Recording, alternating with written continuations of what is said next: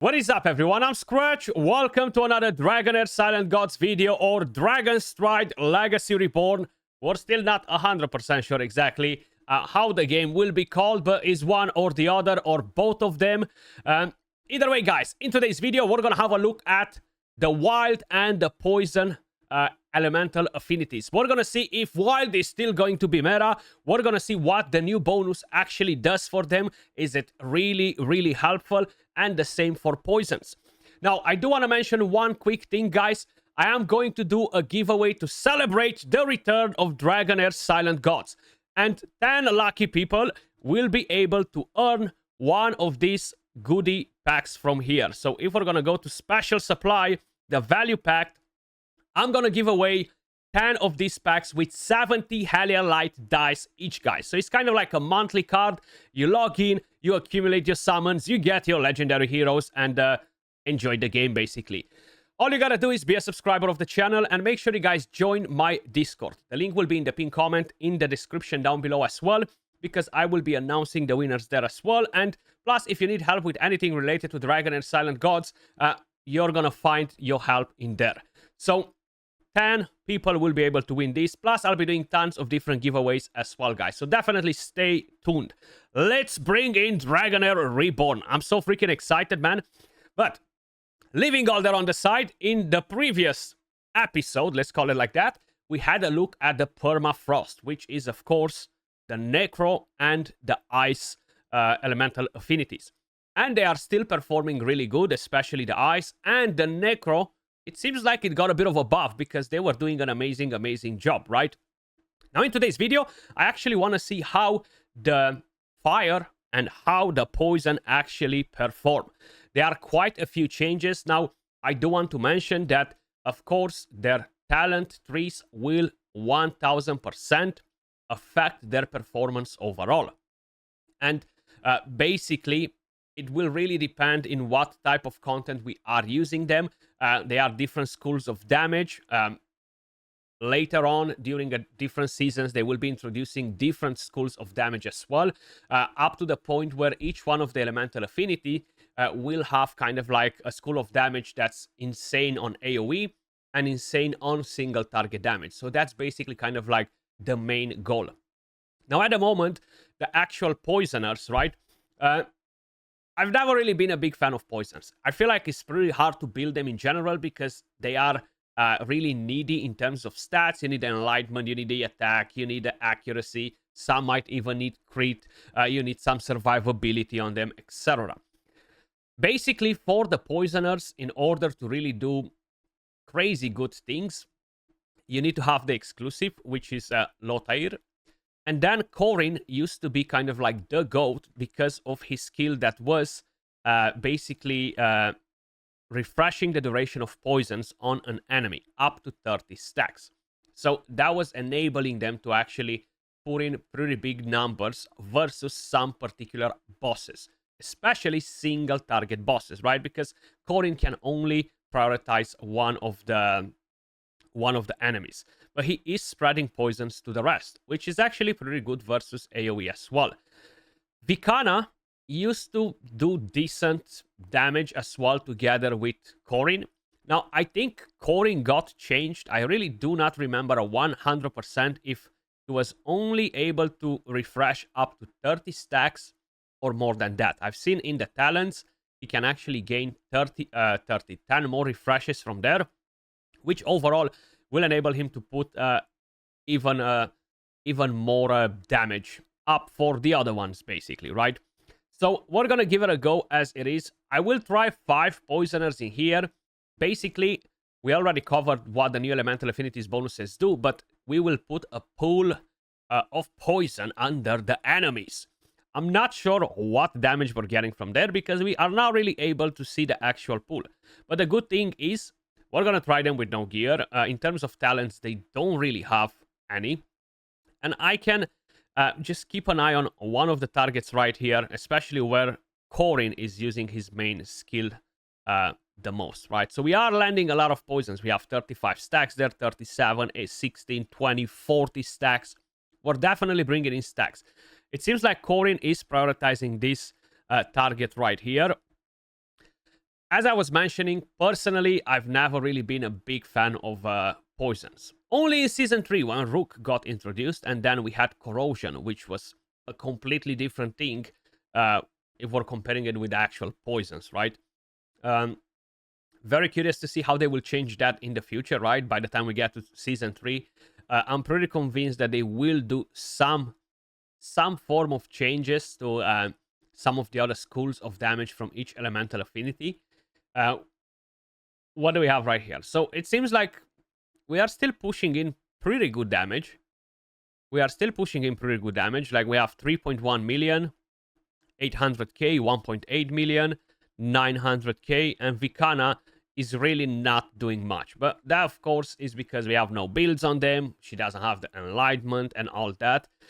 We do have another poisoner that is available, guys. It's something that I would not recommend you to use unless they changed her, okay? So if I'm gonna go to poisons, we have Jatalia. Jatalia, she always used to basically detonate poisons. If you've played other games where you have poison detonation, she used to do more or less the same thing, right? So she was removing all of the poisons, which is counterproductive for the other allies in the team. But I'm not sure if they changed her or not. So when the Thorny Poison inflicted by the hero is dispelled, each stack of Thorny Poison deals targets max HP derivative damage up to 100% of the hero's attack. Then deals poison damage with a single strike to an enemy with a chance to inflict a stack of poison and 50% chance to inflict Thorny Poison. Every time the target uses a basic attack or battle skill, they take 5% of the target's max HP poison derivative damage, capped at 50% of the caster's attack. So basically, you want to have crazy attack on her now, rather than focusing on other things, because it's about the cap of her attack rather than the alignment. So that does make quite a bit of a difference. And this skill deals poison damage to enemies within range, inflicting 3 stacks of Thorny Poison and 1 stack of enlightenment penalty. Enemies killed by the skill cannot be resurrected. Yeah, so she doesn't detonate the poisons anymore. Okay, she doesn't do it. Let's throw her in here and see actually how she performs with the rest of the poisoners. Very interesting. Very interesting that they changed that. She was very counterproductive to the entire team, and whenever I tried her, I never really felt like she was actually providing value to the team, right? But now, who knows? Maybe with the new debuff that she brings in, she might be doing something better. Like, we have those 3 stacks in there. I'm not sure if they are using the skills in here, the enemies, right? I would assume they are using some type of skills that will proc them. Or maybe they don't. And if they don't, it's really hard to see what's happening in here with that one. But knowing that she's not blowing up all of the other poisons now is actually really, really good. And it can be very good versus some of the bosses. Now, usually, derivative damage requires you to have very high enlightenment to get good numbers out of it. But it seems like, for her at least, while you should maybe prioritize a bit of enlightenment, the more attack she has, the more that max HP increases. Because it is, at the end of the day, capped based off her max HP, right? But she just doesn't seem to do much. So I have a feeling that the mobs that are not actually using active skills or any skills whatsoever, they're just dummies sitting there and doing nothing. And because of it, her actual debuff is not triggering because her damage is much lower than Corin's, which is really, really unusual based on what the skill description is, right? But either way, poisoners still seem to kind of like be as they were, except the changes to her. And I think maybe Corin got a bit of a nerf. But that's something that will definitely require further testing to see how effective they are. Now, that poison pool that appears, unfortunately, it doesn't display the damage numbers, which makes it a bit hard for us to see how effective it is, right? Now, if we are going to do a couple of different changes, we're going to bring in the wild. So we have Flora, the queen of the wild characters. We're going to bring in a Caspar. I will bring in Felicity, who got a massive buff, but we're going to talk about that in a different video. We're going to bring Erich, and I'm going to bring in a different unit that's not necessarily a damage dealer from wild. Let's bring in Chrysos, right? So basically, for them, they will have this. During burst, ally wild dice rolls are guaranteed to be maximum value. Now, basically, for wild damage dealers, it's all about rolling the highest possible number just to have overall a better benefit. Roll a 6-sided die when casting a spell and adding 5% damage per dice roll point. So the higher the number, the better. So having that ability just from the elemental affinity, I think is going to be massive for the wild characters. And personally, I think the main competition in Season 1 across most of the game modes, it will be in between Wild and Dauntless, right? Both of them are crazy, crazy good in general, especially as single target damage rather than AoE. So if we're talking about continental bosses, if we're talking about the endgame boss, if we're talking about the Vortex, just bosses in general, they will most likely outperform any other elemental affinity in the game, at least in Season 1, right? Things can change down the line. I think we have Ice Blast coming in Season 2 with Beldele, which, if stays untouched, was a bit more powerful. But let's give it a go and see what Wild can do, and let's see how everything appears. So we are rolling something right here on the side. Now, I'm going to let them all go freely, right? I'm not doing any skills or anything crazy like that. Now, Caspar is attacking kind of like a different target right there. So maybe I'm going to do something else. So I'm going to quit. Caspar's ability as well, the debuff that he lands, is pretty important.